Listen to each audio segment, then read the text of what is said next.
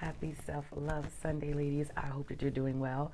I hope that your journeys are going well. I hope for those who celebrated the holidays last week, you had a wonderful, wonderful holiday. Well, I cannot believe next week is 2020, a new year and a beginning of a new decade. But it's here. So I want to kind of talk to how I want to go into 2020 as well as the theme for 2020 for me. And it's surrendering. I know when we say the word surrender, it comes with a lot of negative connotations. I know people think, oh, that's quitting, that's giving up. It's none of that. I'm talking about spiritual surrender. And when I say spiritual, whether you call it universe, whether you call it God, however you address your higher power, that's what I mean. But the surrender that I'm talking about is letting go of things, thoughts, and people that no longer serve your greater good. You have to surrender. And a lot of times we're holding on to things, we're holding on to people, we're holding on to old ideals and thoughts out of fear. And I hear it all the time from my clients. Fear of not wanting to be their mothers or fathers. Fear of never wanting to be in a relationship, a toxic relationship like they had in the past. Fear of just life in general not working out, and feel of failing. It's all this. They're operating out of so much fear, so they're trying to hold on and they're trying to control. Meanwhile, if you ever notice when you're really trying to hold on and you're really feeding the fear, so it generally comes to light, it's the fear. And you think you have control, but yet you're overwhelmed, you're anxious, you're stressed out because it's uncontrollable. It becomes worse because that's where your energy and focus on. The fear, the fear, the fear, the fear, the fear. You have to surrender. You have to say, you let go and say, you know what, it is what it is. You truly have no control over others. How they're going to perceive you, what they're going to do, what they're going to say. You don't. But you do have the ability to let go of those things that are no longer serving you. Make a choice to work on you. Make a choice to heal yourself, to work on your healing, to make a choice that if you need to talk to a grief counselor, to go to therapy if you need it. You have the ability to do those things. You have to let go, though. You have to surrender. I'm going to help somebody today. I'm just going to help you with a few things right now. You can never, ever be your mother or father. You just can't. You are you. You're an individual. Now, I know culturally as well as genetically, some things are passed down to us. But you're still not them. You're you. You're an individual with individual thoughts, feelings, emotions. And you have the ability to work on anything you want to work on to help yourself change the narrative. Stop using that stuff. Stop fearing those things. It's a fear you've created in your mind. You cannot be someone else. If you don't want to find yourself in certain situations anymore, the best thing that you can do is let go of that. That's no longer me. I'm no longer going to accept those things. I'm going to love myself. I'm going to have boundaries. I'm going to come into alignment with myself. I'm going to connect more with my higher power. You have to surrender. This has to be it. This has to be the time we start to let this stuff go. We can't keep dragging this baggage from place to place, from person to person. And I'm going to give you another tidbit, because the thing that I've found a lot of people worry about too is what someone has to say. They're so fearful of how what they're going to think about them, what they're going to say about them. And you know, it's so funny. I found that most people that really feel that way, they talk the most negative about people. They really do. It's like you have this fear, but that's what you do. But for those of you who are on the other end of that stick, I'm going to help you out right now. Just imagine there's 21 levels in life. So you start ground zero. 21 means that you've fulfilled your life's purpose, and you're leaving this earth fully empty. I had this conversation with my therapist last night. Like, you're leaving the world fully. That means you have done it all. You put yourself completely out there. You've surrendered. You've let go. You've lived your best life. You've lived your purpose passionately. You just leave this world empty. You're not like one of those who went to the cemetery with all their hopes and dreams in there, right? So that's the gauge. Now, suppose you met your ex-husband, your ex-boyfriend, and some friends when you were on level 3. And maybe they stuck around with you until you got to level 5. And then for whatever reason, they fell to the wayside. And now, today, you're on level 10. And you hear something that they say about you. Has happened to me. I've heard it. Hear something that they had to say about you from a negative standpoint. And it used to bother me. But what I had to start thinking is, what do you expect? They knew you level 3 through 5. They fell off to the wayside. So they're not around you every day. They're not around your aura. They're not around your spirit. They're not around your heart anymore. So that's all they can discuss. They're no longer around you. They were not there for level 6 through 9 to see you get to 10. So why does that bother you? That's all they have. That's all they know.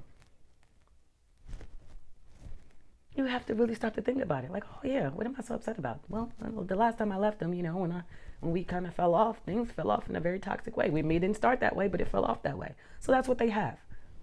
And now you may say, well, why are they discussing me in a negative light? Well, listen, you have to understand something about people and in human beings. Some people need to do that because it takes they feel that it takes the light off of them, and it makes them seem like they're holier than thou, or they are greater than, and they need you to be the negative entity in it because they don't want to hold on. They don't want to own their shit. They pretend that they own the shit and they say, oh, I had some part of it too. But when they drag you down, right? They got to just, take it. She did this, she did this, she did that, right? But that's because, they don't, that's who they are. And that's okay. Listen, I know people who claim to love me that took it there. Okay. And I'm not upset about it anymore because I understand that that's where we left off at. So it's cool.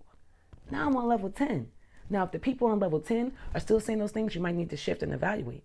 But I know the people who are on level 10, and I like to say, man, I'm like at level 15 at this point, man. It just feels good. And the people who are with me at level 15, that's not what they say. That's not what they think, and that's not what they feel. And then those people who've been riding with me from level 1, and they see me at level 15, they're like, damn, you really have shifted. And they don't hold on to that. They don't hold on to the old level, just like I don't hold on to it for them, right? Even the people who have those things to say, I don't hold on to it for them. My hope is that they are changing, that they are growing, they are evolving in life, right? So stop caring. That's all they know. That is all they know. So if you've grown, then grow. Walk in your light. Go out and keep living your purpose with passion. Surrender. Let that stuff go. It should really fall off your shoulders. It should be your testimony. When you hear it, that's what I do. I be like, man, when I hear that stuff about myself, as soon as somebody come and tell me something, I be like, man, thank God for change. Oh man, I'm so happy that I don't think like that no more. I'm so happy I don't move like that no more.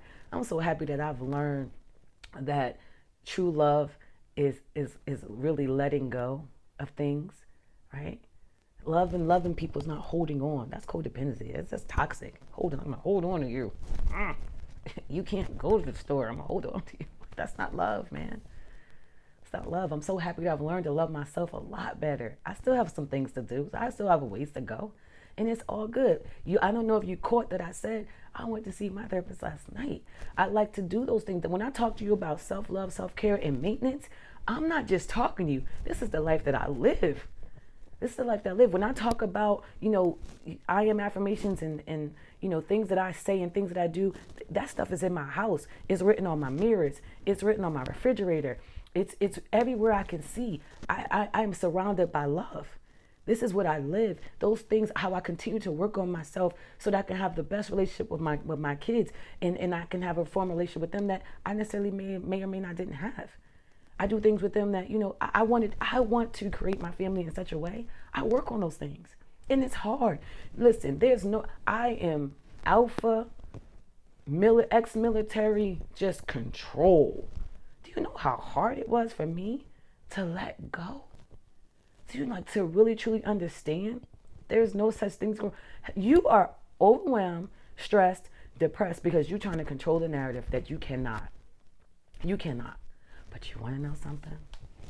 When I let go and I surrendered to all those things, and I just let things fall to the wayside, I kind of feel more in control than ever. When I meditate every day, I feel more like I do. It's a really weird thing. I feel more control than ever now.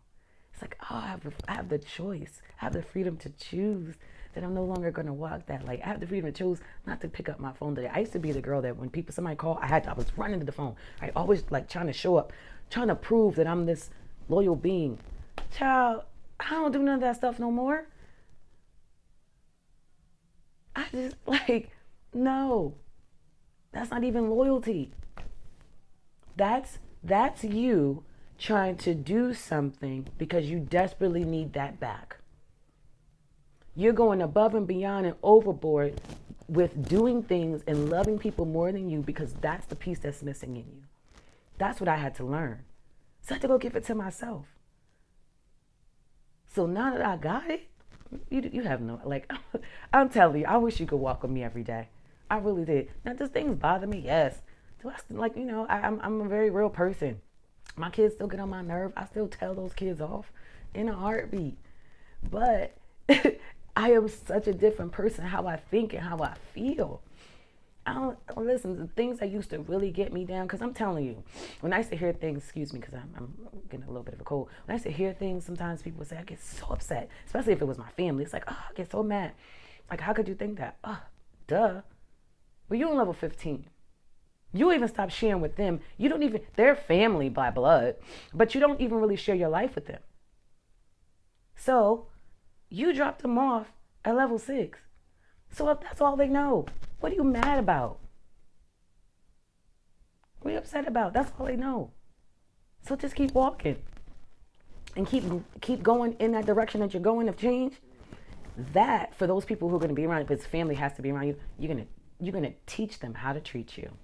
You're going to teach them, like, listen, I'm not that no more. We're not doing that things. I'm not saying that no more. I'm not walking in that light no more. I'm not overcompensating anymore. I'm not loving everybody and running for everybody and doing for everybody before I do for myself anymore. That's not what I'm doing. Now, sometimes they may be mad because that's what they're used to. You know what I mean? But sorry, I'm not sorry. I'm loving on me. I'm creating the life that I want. I'm working in here every single day.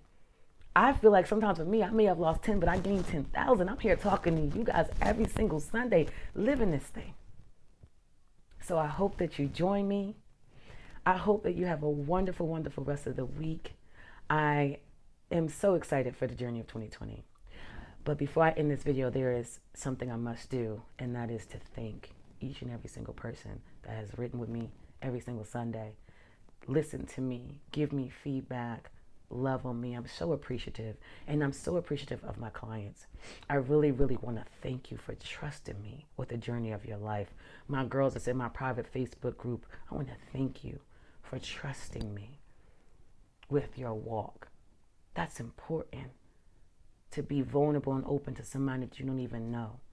I really, really, really, truly, from the bottom of my heart, appreciate each and every one of you. That means the world to me.